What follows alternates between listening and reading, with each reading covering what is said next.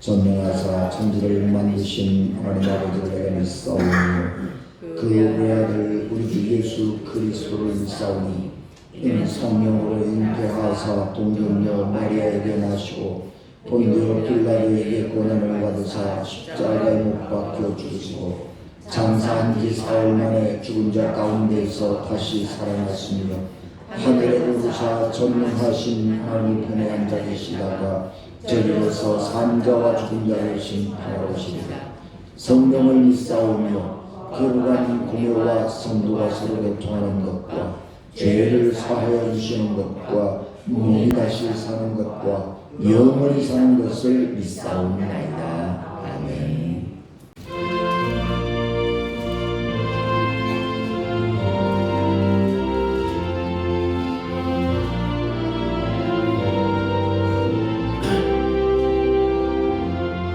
주 예수님 내 맘에 오사 나를 붙들어 주시고 내 마음에 새 힘을 주사 늘 더 이쁘게 하소서.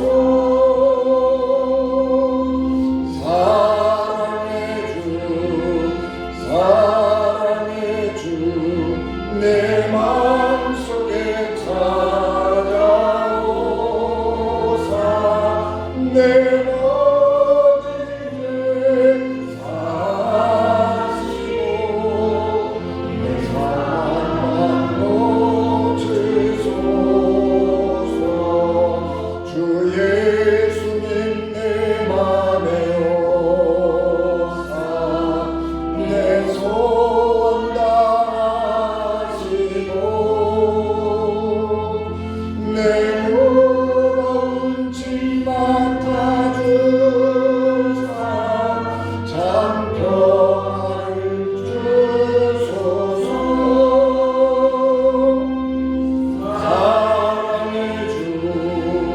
사랑의 주 내 마음속에 찾아오사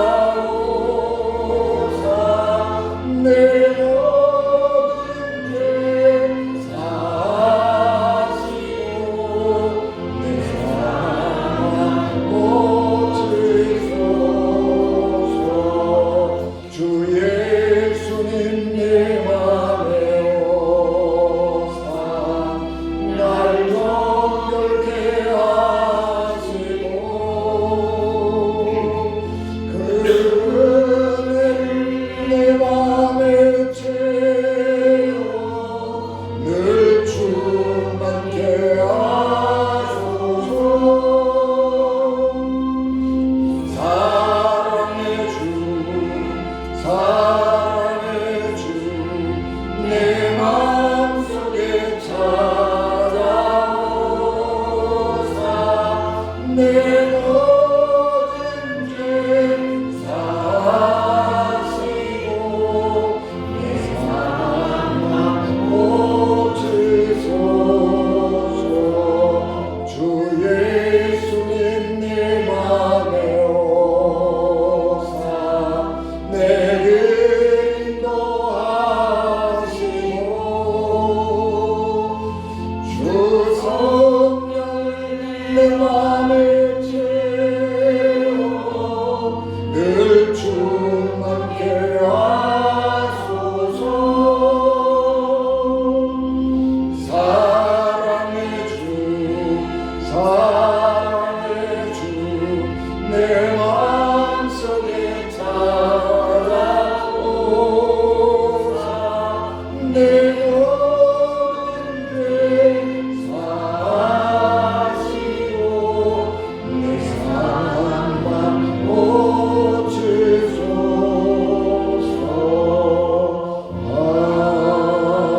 아멘. 먼저 내가 예수 그리스도로 말미암아 너희 모든 사람에 관하여 내 하나님께 감사함은 너희 믿음이 온 세상에 전파됨이로다.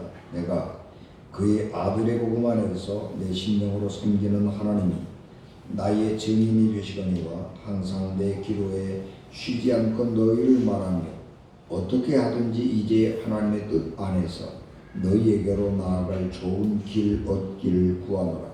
내가 너희 보기를 간절히 원하는 것은 어떤 신령한 은사를 너희에게 나누어 주어 너희를 견고하게 하려 함이니 이는 곧 내가 너희 가운데서 너희와 나의 믿음으로 말미암아 피차 안위함을 얻으려 함이라.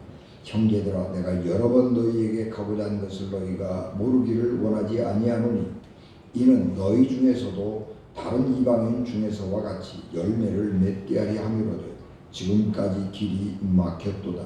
헬라인이나 야만인이나 지혜 있는 자나 어리석은 자에게 다 내가 빚진 자라. 그러므로 나는 할 수 있는 대로 로마에 있는 너희에게도 복음을 전하기를 원하노라. 내가 복음을 부끄러워하지 아니하노니 이 복음은 모든 믿는 자에게 구원을 주시는 하나님의 능력이 되니라. 먼저는 유대인에게요 그리고 헬라인에게로다. 복음에는 하나님의 의가 나타나서 믿음으로 믿음에 이르게 하나니 기록된 바 오직 의인은 믿음으로 말미암아 살리라 함과 같으니라. 아멘. 기도하겠습니다. 은혜가 충만하신 아버지 하나님, 이 시간 우리에게 말씀하옵시고 우리에게 들을 길을 더해 주셔서 하나님께서 성령께서 우리에게 말씀하실 때에 듣게 하시고 그 말씀이 귀에서 우리의 심령 가운데로 흐르게 하옵소서. 우리 주님 예수 그리스도 이름으로 기도하옵나이다. 아멘. 우리가 예배드릴 때 늘 빠지지 않고 하는 것이 신앙 고백이지요.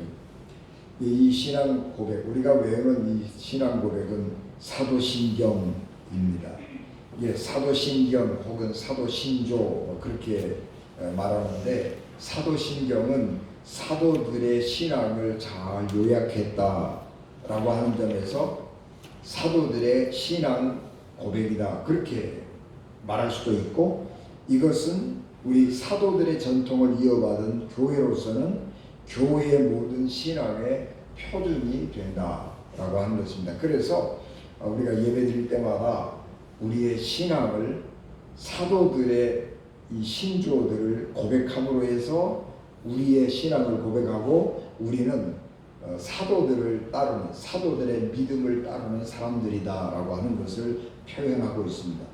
근데 이 사도신경의 그 근원은 니케아 칼게돈 신조입니다. 그래서 우리가 이제 역사적으로 교회사적으로 보면 니케아 종교회의와 칼게돈 종교회의에서 결의한 것을 사도들의 신조라 우리가 그렇게 말을 하고 있고, 니케아 칼게돈 신조라고 부르지 않고 사도신조, 사도신경 그렇게 하는 것은 니케아 회의와 칼게돈 회의를 통해서 교회가 합의한 것들이 이 사도들의 신앙을 잘 요약하고 이 신앙은 우리 교회의 신앙의 표준이 된다. 그래서 모든 그리스도인들은 이 신앙을 고백함으로 하나의 교회, 하나의 하나님의 백성이라고 하는 것을 증거로 삼는 것입니다.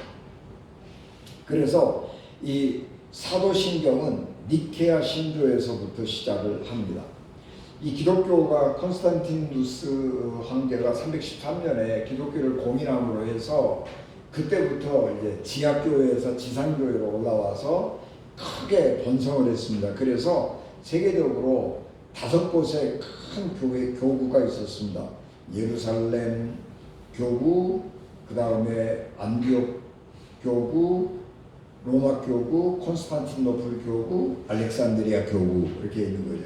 근데 이 알렉산드리아 교구하고 로마 교회 교구가 굉장히 그 영향력이 컸습니다. 왜냐 그러면 이 알렉산드리아는 북아프리카에 있는 곳이잖아요. 북아프리카에 있는 이 알렉산드리아는 헬라 철학의 발원지입니다. 헬라 철학이 굉장히 발달한 곳이었는데 이 헬라 철학 그리고 이 플라톤 철학, 신플라톤 철학이 굉장히 번성했는데 이 사람들은 플라톤 철학을 가지고 예수님의 믿음을 해석한 사람들이에요. 그래서 사도 바울도 이 플라톤 철학의 영향을 받은 사람이죠. 그래서 이 5대 교구가 형성이 되었는데 이 5대 교구에서 각각 전부 다 유명한 신학자들이 배출되기 시작을 했습니다. 그리고 그 신학자들이 예수 그리스도가 누구냐 그런 것들을 연구하기 시작한 거예요. 그런데 그 사람들 중에서 대표적으로 의견이 갈렸는데 아리우스하고 아다나시우스라고 하는 사람입니다. 이 아리우스는 알렉산드리아 교구를 대표하는 총대주교였는데 이 사람은 예수님은 하나님이 아니고 사람이다 그렇게 주장을 했습니다. 왜냐 그러면 예수님은 하나님의 아들이잖아요. 아들이라고 하는 것은 원래는 없었던 때가 있는 거죠. 그렇죠? 우리 아들, 아버지 그러면 아버지가 있으면 아들이 후에 있는 거죠. 아버지가 있기 전에 아들은 존재하지 않아요. 그러니까 예수님도 하나님의 아들이잖아요. 아들이기 때문에 존재하지 않았던 때가 있었다라고 하는 것이고 존재하지 않았던 분이 존재하기 시작했다라고 하는 것은 창조됐다라고 하는 것이고 그렇기 때문에 예수님은 하나님의 아들로서 때가 되어서 창조된 분이지 선재하고 계신 분은 아니다. 그러고 예수님은 하나님이 아니다. 창조된 하나님의 창조된 피조물이다. 그렇게 주장을 한 거예요. 그런데 아다나시우스는 아니다. 예수님은 하나님과 동등한 분이다. 그러면서 논쟁을 하기 시작을 했는데 이 논쟁이 너무 격렬하게 발전하기 시작을 한 겁니다. 그래서 교회가 세 쪽이 났어요. 아다나시우스가 맞다. 그렇게 주장하는 사람도 있었고 아니야. 예수님은 하나님의 아들이고 하나님과 같은 분이야. 그렇게 믿는 아다나시우스를 따르는 사람들이 있었고 또 한편으로는 야 그거 가지고 뭐 그렇게 싸울 일 있냐 우리가 다 포용하고 그냥 관용을 가지고 너그럽게 살아가자 그렇게 주장하는 사람들이 있게 된 것입니다. 그래서 이 논쟁이 엄청나게 활발하게 이루어지고 교회가 쪼개질 판이 되어버렸어요. 그러니까 이 기독교를 공인했던 콘스탄티누스 황제가 가만히 보니까 이 교회가 논쟁이 심해지니까 이 나라가 쪼개질 판이 된 거예요. 그래서 콘스탄티누스 황제가 안 되겠다 싶어서 325년 5월 20일 날 콘스탄티노플 가까이에 있는 이게 니케아라고 하는 곳에 지금은 튀르키예입니다. 니케아라고 하는 곳에 자기 별장이 있었는데 그 별장으로 전 세계에 있는 주교들을 다 불러 모았습니다. 그리고 이제 불러 모았는데 그때에 기록이 우리처럼 정확하지 지금처럼 정확하지 않으니까 다 각각이 좀 있는데 어떤 사람들은 280명 정도 모였다 뭐 그렇게 하기도 하고 한 300명 이상 모였다 그렇게 얘기도 하고 이제 많은 사람들이 역사적으로 한 318명 정도의 사람들이 주교들이 모였을 것이다. 그렇게 추론을 합니다. 그래서 이제 황제가 그 회의를 주관하는 것입니다.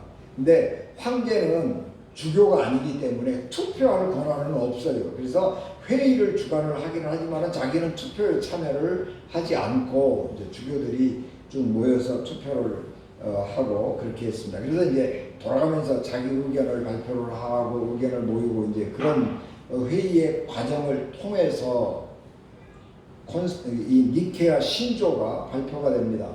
니케아 신조가 발표가 되는데 니케아 회의에서 두 가지의 중요한 결정사항이 있습니다. 결정사항이 몇 가지 더 있었는데 우리 현재 우리 신앙에 영향을 미치는 결정사항은 두 가지. 하나는 부활절 날짜를 결정하는 거였어요.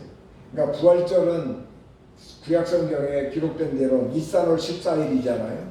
니산월 14일 날 이스라엘 백성들이 애굽에서 출발해 왔기 때문에 그 부활절 날짜는 니산월 14일이 돼야 된다. 그렇게 주장을 하는 사람들이 있었고 그렇게 지켜왔는데 이게 이 성경에 보면 예수님이 부활하신 날은 주일날이잖아요.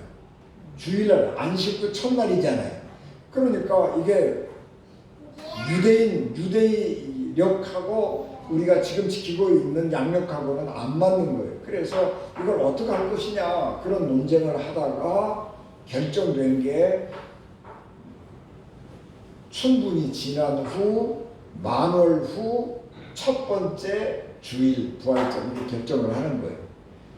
그 결정이 하나 있었고 그 다음에 아주 중요한 결정 하나는 예수 그리스도는 아다나시우스가 주장한 것처럼 하나님이며 동시에 인간이다. 그거를 결정을 하고 그러므로 아리우스는 이단이다. 그렇게 정죄를 한 것입니다. 그래서 새로 만들어진 용어가 하나 있는데 동일 본질이라고 하는 말이 하나님과 예수님은 동일 본질이다. 본질적으로 동일한 분이기 때문에 예수님은 하나님의 아들이지만 동시에 하나님의 속성, 하나님의 본질을 가지고 있기 때문에 예수님은 하나님이다. 그렇게 결정을 한 겁니다. 그래서 우리 기독교의 전통적인 기독론은 사람이면서 동시에 하나님이다 라고 하는 이 이상한 교리가 형성이 된 거예요. 여러분 생각해 보세요. 사람이면서 동시에 하나님이다. 머리로 생각이 돼요? 안 되는 거예요. 그런데 교회가 그렇게 결정을 했어요.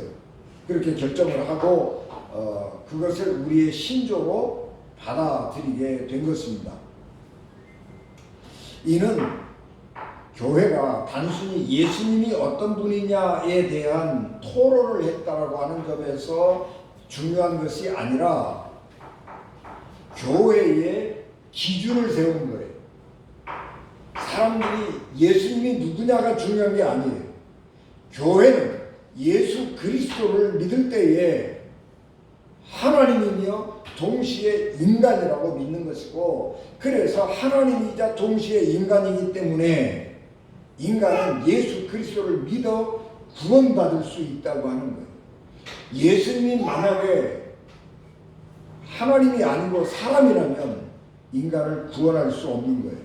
그래서 예수님은 사람이고 동시에 인간이기 때문에 우리에게는 선생님이 되기도 하지만 그 예수님은 우리를 구원하시는 하나님이 된다라고 믿는 것이고, 그래서 이제 믿음이 율법에서 예수 그리스도를 믿는 믿음으로 옮겨가는 것입니다. 그래서 교회의 표준을 세운 놀라운 역사적 사건인 것입니다. 그래서 니케아 공회의가 전 세계 교회가 모여서 회의를 연 첫 번째 회의이기 때문에 제1차 니케아 공의회 그렇게 불러요. 그래서 16차까지 공회가 쭉 지속이 되어가고 있고, 6차 에베소 제6차 에베소 공회까지는 동방과 서방이 공통적으로 인정하는 공회입니다. 나중에 여러분들 우리가 그 신학적인 논쟁들이 굉장히 많이 나오고 그러면서 알렉산드리아 교회 같은 경우는 신프라톤 철학을 이렇게 따라갔거든요. 그래서 지금은 곱틱 처치라고 그러죠. 이집트 기독교가 따로 이렇게 형성이 되어 있고, 우리 서방교회 로마 가톨릭을 따르는 우리 전통을 따르는 우리 입장에서는 그 교회는 이단으로 생각을 하고 잘 접촉을 하지 않습니다만, 그 곱틱 처치에도 굉장한 기독교 우리 초대교회의 그 전통을 유지하고 있고 그렇습니다. 그리고 이제 325년 니케아 1차 공회의가 있었으니까 2025년 그죠? 금년은 니케아 공회의 1700년 주년을 기념하는 해입니다. 그래서 전 세계적으로 니케아 공회의 1700주년을 기념하는 신학적인 포럼들이 많이 열리고 있고, 우리나라에서도 니케아 공회의 1700주년을 기념하는 그런 포럼들이 열려 있고 학술 세미나들이 열렸습니다. 굉장히 중요한 회의입니다. 그리고 이 니케아 신조는 451년 이 칼케돈 공회에서 수정 보완을 거쳐서 지금 사도신경으로 확정이 된 것입니다. 여러분, 우리가 사도신경을 읽어보면 사도신경에는 예수 그리스도에 대한 서론이 굉장히 길어요. 7가지 예수 그리스도에 대한 7가지의 고백이 쭉 거기에 기록이 되어 있죠. 그리고 성령에 대한 것은 한 구절, 성부에 대한 것도 한 구절.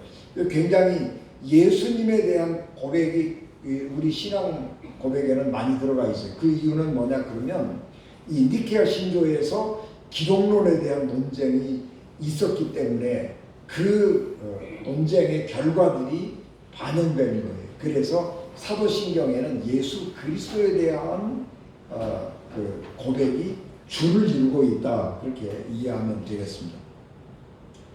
뿐만 아니라 우리 10월 31일은 루터의 종교개혁 508주년 기념하는 날입니다. 우리나라에서는 10월 31일 그러면 사람들은 종교개혁 하지 않고 기억하는 게 헬로윈데이. 그래서 10월 31일 헬로윈데이는 젊은이들이 축제를 하는 거죠. 원래 10월 31일은 올 세인트 데이라고 그래서 모든 죽은 자들을 기념하는 날이에요. 그래서 우리 이제 그 미국 교회, 특별히 미국 교회에서는 10월 30일은 교회에서 죽은 자들을 추념하는 거예요. 그래서 우리 신앙생활 하다, 우리 교회 안에서 신앙생활 잘 하다가 세상 떠나신 분들 있잖아요. 그런 분들 이렇게 다 사진 갖고 와서 가족들이 와서 추념하고 기억하고 우리 교회 믿음의 선조들 가운데 이런 분이 있었다, 그런 것을 기념하는 날이에요. 그런데 이제 우리는 그런 걸 잘 안 하니까 그런 걸 안 합니다만 5월 31일은 이제 헬로윈데이. 그래서 아이들이 그 기괴하게 복장하고 그 어른들한테 가서 사탕 얻어먹고 이제 그런 즐기고 그런 날입니다만, 사실 굉장히 중요한 것은 종교개혁 기념일이라고 하는 것입니다. 이 종교개혁 기념일이라고 하는 것은 교회가 로마 가톨릭 교회가 부패하고 썩었기 때문에 이 새로운 교회를 만들자, 그렇게 종교를 개혁한 놀라운 날이기 때문에 이것은 교회에서 기념해야 되는 날이 틀림이 없긴 하지만은 이 종교 개혁으로 인해서 세상이 바뀐 것입니다. 성과 속의 구별이 없어진 거예요.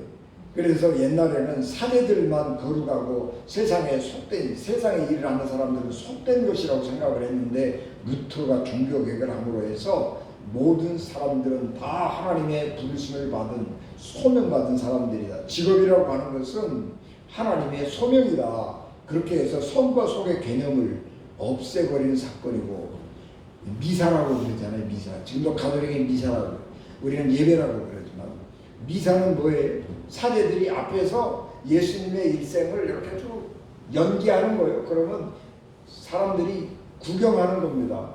라틴어로, 옛날에 마이크도 없잖아요. 라틴어로 앞에서 뭐라고 옹옹 하고 나면 뒤에 사람들이 뭔 소리 하는지 알게 보여. 그러고 가만히 있다가 이제 성찬 합시다 그러면 이제 성찬이라 받아먹고 가는 거예요. 그게 미사요. 그래서 예배가 구경이요, 나하고는 아무 상관없는 거고, 라틴어로 알아듣지도 못하는 말로 자기들끼리 쭈글쭈글쭈글하고 그러고 성찬식하고 예배 끝났습니다. 그러고 구경하는 예배에서 참여하는 예배로 바뀐 거예요. 그래서 만인 사제, 우리는 자기가 드리는 예배에 대해서 내가 사제다, 내가 드리는 예배는 내가 책임을 지는 것이다, 그렇게 주장을 하면서 예배를 바꾸고 세상에 이 직업의 가치관을 바꾸었던 놀라운 일입니다. 그래서 종교개혁을 통해서 이 사회가, 제가 두 가지만 얘기했습니다만은 사회적으로 굉장한 변화와 역사가 일어나고 문화적으로도 굉장히 많은 변화를 일으키게 된 것입니다. 그래서 우리는 이 종교개혁을 굉장히 중요하게 생각을 해야 합니다. 우리가 이 종교개혁, 니케아 공회 이런 것들을 생각을 하면서 우리 한국 교회를 다시 한번 생각을 하게 되는데, 그것은 뭐냐 그러면 이 한국 교회가 이 분열함으로 해서 사회 지탄이 되고 있고 한국 교회가 자정 능력을 상실했다, 그렇게 하면서 교회에 대한 실망을 많이 하게 됩니다. 그래서 많은 사람들이 교회에 출석하지 않습니다.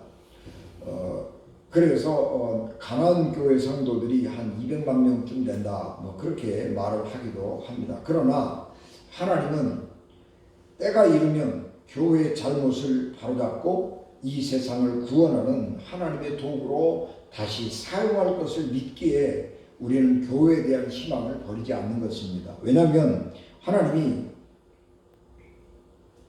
이 세상을 다스리시는 유일한 도구, 확실한 도구는 교회이기 때문에 그렇습니다.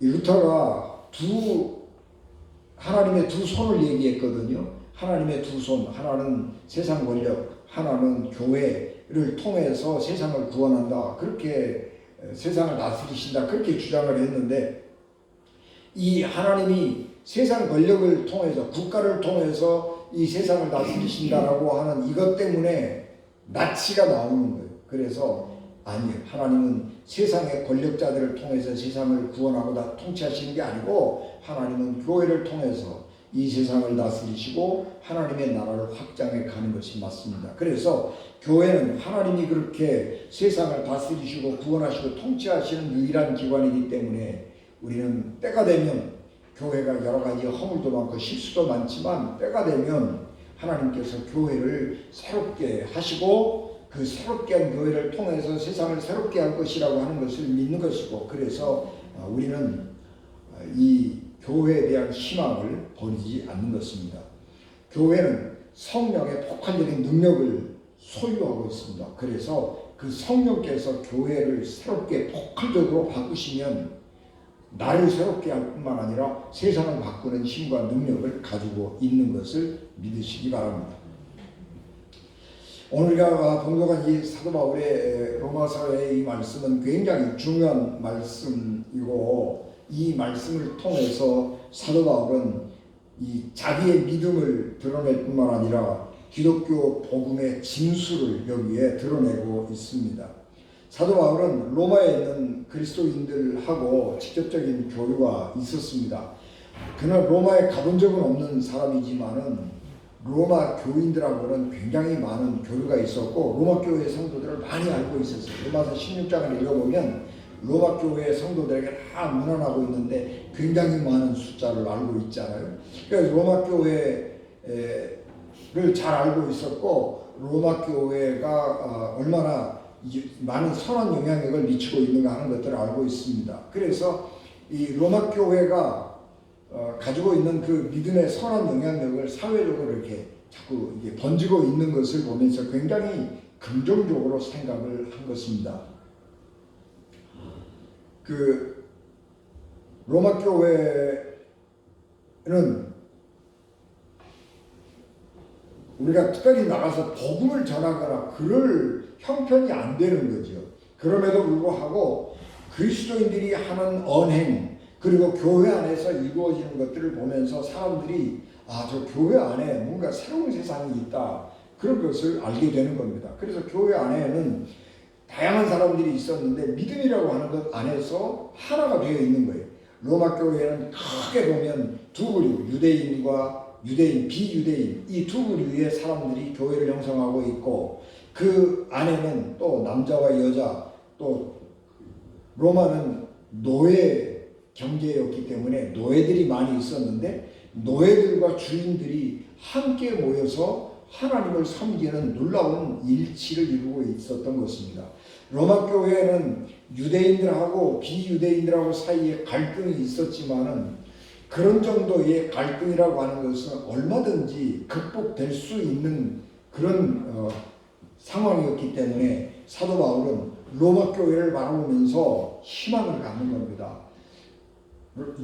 사도 바울은 세계 모든 민족들에게 복음을 전하기를 원했는데, 이 세계 모든 민족들이 로마 교회를 보면서 복음 안에서 하나가 될 수 있다고 하는 소망을 갖는 것이고, 그래서 로마 교회 성도들을 칭찬하는 것이고, 로마에 가서 복음을 전하기도 하고, 하나님이 자기에게 주신 은혜와 능력을 함께 나누고, 그래서 그 교회를 더 능력 있는 교회로 만들고 싶어 하는 것들이 이 기도에서, 이 말씀에서 나타나고 있는 것입니다. 그런데 사도 바울이 이 한 말씀 가운데서 가장 중요한 것은 16절, 17절, 내가 복음을 부끄러워하지 아니하오니 이 복음은 모든 믿는 자에게 구원을 주시는 하나님의 능력이 되리라. 먼저는 유대인에게요, 그리고 헬라인에게로다. 복음에는 하나님의 의가 나타나서 믿음으로 믿음에 이르게 하나니, 오직 기록된 바 오직 의인은 믿음으로 말미암아 살리라 함과 같으니라 라고 하는 이 말씀 속에 집약되어 있는 것입니다. 이 로마 교회는 헬란말을 쓰는 사람은 문명이니 헬란말을 모르는 사람들은 야만이냐 이렇게 그런 사회 통념이 그런 거란 말이에요. 그럼에도 문명인과 야만인들이 복음 안에서 하나 되는 놀라운 사실이 로마 교회 안에서 일어나게 되는 것입니다. 그래서 사도 바울은 로마 교회를 자랑스럽게 생각했고 자기의 복음을 자랑스럽게 생각한 것입니다. 사도 바울은 이 자기의 복음을 굉장히 자랑스럽게 생각했는데 사도 바울은 로마에도 사도 바울의 좋지 않은 소문들이 많이 퍼져 있었습니다. 왜냐 그러면 로마에 유대인들이 많이 살고 있었거든요. 그러니까 그 유대인들을 통해서 사도 바울이 어떤 사람인가를 알게 되고 어떤 전통적인 유대인들은 사도 바울은 유대교 믿음을 배반한 사람이다 그렇게 생각하고 또 그리스도인들은 대단한 하나님의 사도로 인정하고 그런 좋지 않은 소문들이 유대인 세계에 로마에 퍼져 있는 것을 알았고 또 정통 유대인들은 율법을 따라서 십자가에 달려 죽은 사람이 어떻게 하나님의 아들이 될 수 있느냐 그래서 예수님은 믿지 못할 사람으로 알기도 했고 헬라 철학의 이 심취해 있는 사람들은 야 사람이 어떻게 사람을 믿고 구원을 받느냐 그런 어리석은 일이다 그렇게 해서 기독교 복음을 폄하하고 믿지 않는 사람들이 많이 있었습니다. 그러나 사도 바울은 이 복음을 매우 자랑스럽게 생각을 하고 이 복음이 세상 사람을 구원하는 하나님의 능력이라고 하는 것을 믿고 있었기 때문에 사도 바울은 이 복음을 자랑스럽게 생각했습니다. 구원이라고 하는 것은 죄인을 죄의 형벌에서 건지시는 하나님의 행위를 지칭하는 말입니다. 구약 성경에서 하나님의 구원은 이스라엘 백성들이 당한 구체적인 곤경에서 구출해내는 것 그것이 하나님의 구원인 것입니다. 그렇기 때문에 이스라엘 백성들의 하나님의 구원의 능력은 뭐냐 민족이 어려움을 당할 때에 하나님께서 민족적인 어려움에서 해소시켜주는 것 해방시켜주는 것 그것이 하나님의 구원으로 나타난 것입니다. 그렇기 때문에 이 하나님의 활동의 원칙인 하나님의 의는 냉혹한 것 같지만 사실은 그 하나님의 구원의 그 핵심은 뭐냐 그러면 하나님의 말씀에 대한 신실성과 관련이 있는 것입니다. 이스라엘 백성들이 하나님의 말씀에 신실하지 않을 때에 버려서 심판을 받게 하시지만 그들이 회개하고 하나님의 말씀에 신실함으로 돌아오면 하나님은 능력으로 그들을 건져내셨습니다. 그래서 하나님의 말씀에 신실하면 하나님의 구원을 받는다라고 하는 것이 구약성경이 말하고 있는 구원의 개념인 것입니다. 그런데 예수님께서 이 땅에 오셔서 십자가에 달려 돌아가시고 부활하시고 승천하셨습니다. 그 후부터는 하나님의 구원의 방법이 예수 그리스도에 대한 신실함으로 바꾸어져 가게 되는 것입니다. 그래서 이제는 구원의 기준이 하나님의 말씀에 대한 신실함이 아니라 예수 그리스도에 대한 신실함으로 바꾸어져 가는 것입니다. 그리고 이 하나님의 의는 예수 그리스도를 믿는 모든 사람들에게 차별 없이 공짜로 주어지는 것입니다. 구약성경에 나타난 하나님의 구원은 이스라엘 백성에게 한정된 것이 이스라엘 백성들만이 하나님을 알고 있었고 하나님의 말씀을 알고 있었고 믿고 있었고 그렇기 때문에 이스라엘 백성들만을 하나님이 구원하시는 하나님으로 한정되는 겁니다. 그러나 예수 그리스도가 이 땅에 오심으로 해서 구원의 하나님의 구원의 범위 사역이 달라지고 넓어졌는데 이제는 모든 민족을 포함해서 차별 없이 누구라도 예수 그리스도를 믿으면 예수 그리스도를 믿는 믿음에 신실하면 하나님은 구원하신다 라고 하는 것으로 믿음이 확장되는 것입니다. 그렇기 때문에 이제 중요한 것은 하나님의 이 말씀에 대한 신실함이 아니라 예수 그리스도에 대한 신실함으로 바꾸어 가게 되는 것입니다. 그것은 사도 바울이 경험한 거예요. 사도 바울이 경험한 것. 복음 안에 하나님의 모든 것이 담겨 있다라고 하는 것을 경험했기 때문에 사도 바울은 이 복음을 부끄러워하지 않은 것입니다. 여기 굉장히 중요한 말씀이 하나 있는데 복음에는 하나님의 의가 나타나서 믿음에서 믿음에 이르게 하나니라고 하는 말씀은 하나님의 의는 철저하게 복음에 믿음에 근거하여 복음 안에서 나타나 있다라고 하는 거예요. 복음은 예수 그리스도가 하나님의 아들이십니다 라고 하는 거잖아요. 그런데 이 선언 속에 하나님의 의가 나타나 있는 거예요.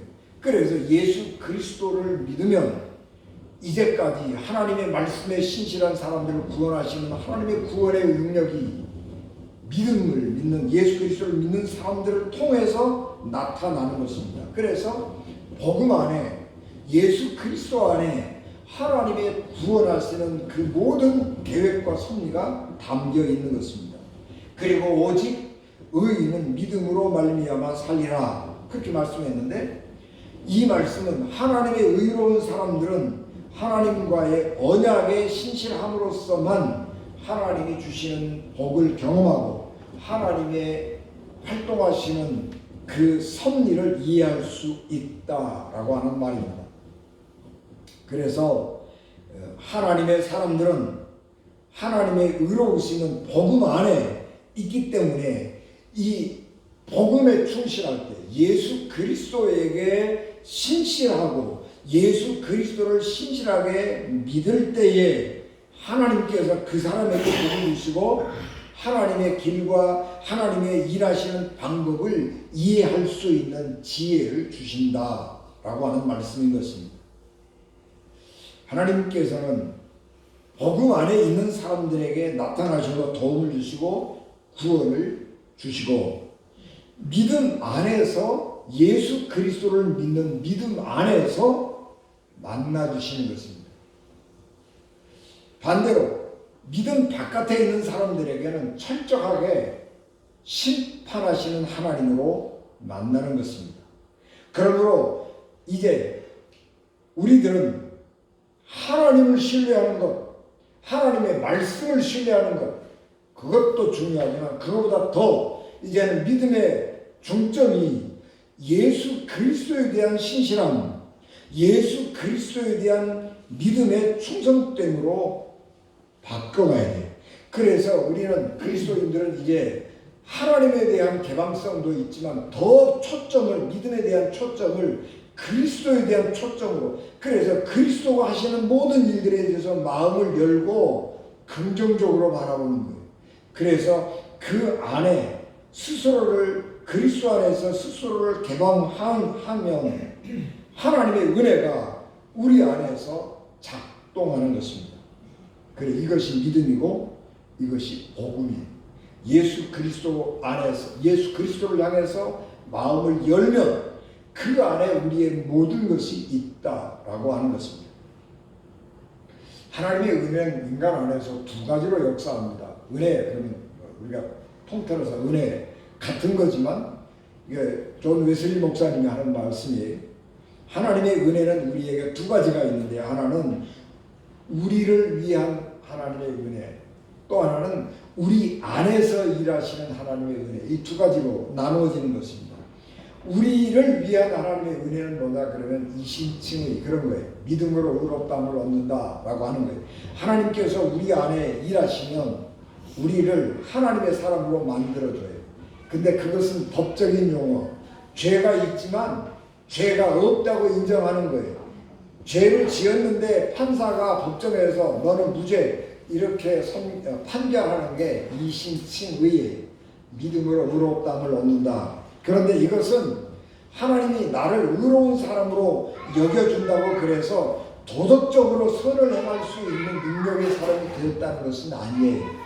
도덕적으로 여전히 불안하고 죄를 지을 수밖에 없고 과거하고 하나님의 내가 달라진 게 하나도 없어요. 그럼에도 불구하고 하나님의 은혜가 우리 안에서 작동하면 하나님은 우리를 하나님의 자녀 삼으시고 너는 내 아들이다 그러고 인정을 해주는 거예요. 그래서 이것은 하나님과의 관계가 변하는 것이지 실질적으로 변화가 일어난 것은 아니에요. 하나님하고 우리가 하나님과 아들, 아버지와 아들 사이로 바꿔진 것이, 그러나 윤리 도덕적으로 선을 행할 수 있는 능력을 부여받은 것은 아니에요.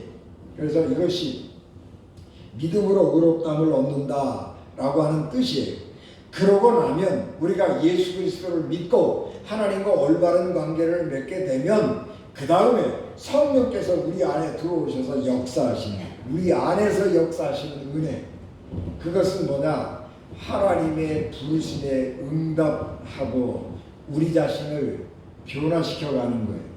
성령께서 우리 안에서 역사하시고 활동하시면 우리가 이제는 하나님의 뜻과 사람의 뜻이 충돌할 때에 하나님의 뜻을 따르는 쪽으로 선택을 하는 거예요. 그래서 우리가 점점 선한 사람이 되어가는 것이고 윤리적으로 고결한 사람이 되어가는 것이고 하나님의 뜻을 분별하고 하나님의 뜻을 순종하고 그 뜻에 따르는 사람으로 바꾸어져 가는 것을 의미하는 것입니다. 그래서 우리가 점점 말씀에 합당한 사람이 되어가는 것이고 우리가 구원의 완성을 향해서 나아가게 되는 것입니다. 이것은 우리의 구원이라고 하는 것은 내가 예수 그리스도를 믿었다 그래서 끝나는 것이 아니에요. 믿음이라고 하는 것은 의인에서 성화로 나가야 돼요. 우리가 예수 그리스도를 믿고 하나님의 자녀가 됐으면 하나님의 자녀가 가져야 될 거룩한 품성으로 바꾸어 가야 하는 것입니다. 우리가 종교개혁을 이해하면서 오직 믿음, 오직 성경, 오직 은혜, 그래서 앞에다가 오직을 꼭 붙여요. 그러니까 우리가 오해하는 거예요. 오직 성경, 오직 믿음, 행위가 필요 없고 믿음만 있으면 구원받는다. 우리가 그렇게 오해하기 쉬운데 아니, 오직은 빼버려야 돼. 믿음으로 구원받고 성경으로 은혜로 구원받는다. 이렇게 믿어야 되는 거예요. 그래서 구원이라고 하는 것은 내가 옛날에 하나님 예수 그리스도를 믿고 구원 받았어요. 그것은 확신이에요. 나는 하나님의 아들이다. 그런 확신, 그걸 갖는 거예요. 그런데 그 확신으로 머무르면 안 돼요. 앞으로 나가는 거예요. 발전해 가야 되는 거예요. 믿음이라고 하는 것은 과거 완료가 아니에요. 믿음이라고 하는 것은 현재 진행형이에요. 지금도 진행되는 거예요. 그래서 내가 과거에 내가 예수님을 위해서, 교회를 위해서, 하나님을 위해서 어마어마하게 놀라운 일을 했어도 지금 하나님 안 믿으면 소용없는 거예요. 현재 진행형이에요. 그리고 그 완성은 우리가 하나님 앞에 갔을 때 완성되는 거예요. 그래서 우리는 믿음의 순례를, 구원을 향한 순례를 계속해서 가야 하는 것입니다. 그래서 우리가 하나님 나라 보좌 앞에 이르렀을 때 우리의 구원이 완성되는 거예요. 그래서 사도 바울은 빌립보서 3장 13절 14절 말씀에서 형제들아 나는 아직 내가 잡은 줄로 여기지 아니하고 오직 한 일, 뒤에 있는 것을 잊어버리고 앞에 있는 것을 잡으려고 표대를 향하여 그리스도 예수 안에서 하나님이 위에서 부르신 부름의 상을 위하여 달려가노라. 그렇게 고백했습니다. 여러분, 우리가 하나님의 은혜로 시작한 이 구원의 길에 있는 우리 그리스도인들, 하나님의 교회 안에 머물러서 함께 구원의 길을 가고 있는 그리스도인들의 믿음의 결국은 영혼의 구원을 받는 것인데, 이 영혼의 구원, 믿음의 결국 영혼의 구원을 위해서 쉬지 않고 하나님을 향해서 나가야 하는 것입니다. 그러므로 영적 구원을 향한 순례의 길에서 늘 승리하는 하나님의 거룩한 사람들 되시기를 주 예수 그리스도 이름으로 축복합니다. 기도하겠습니다. 은혜가 충만하신 아버지 하나님, 저희들에게 주의 은혜를 충만하게 하옵시고 우리가 구원의 순례길에서 멈추지 않도록 은혜 주시기를 간절히 바라고 구원하옵나이다. 우리가 교회가 여러 가지 우리 마음에 안 들고 우리 기대에 미치지 못하는 것들이 있을지라도 하나님은 교회를 사랑하시고 교회를 통하여 이 세상을 구원하시는 줄 믿사오니 하나님, 우리가 교회 안에서 믿음으로 하나님과 교회를 잘 섬기면서 또한 동시에 우리 믿음의 순례길을 성공적으로 마칠 수 있도록 성령께서 우리와 늘 함께 해주시옵소서. 우리 주님 예수 그리스도 이름으로 기도하옵나이다. 아멘.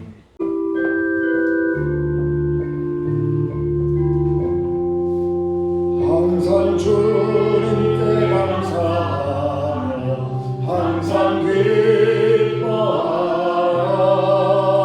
두려움 없이 기다리며 오시는 주님 찬양하라. 오시는 주님 찬양하라. 조금 빨리 하겠습니다. 항상 주님께 감사하며 항상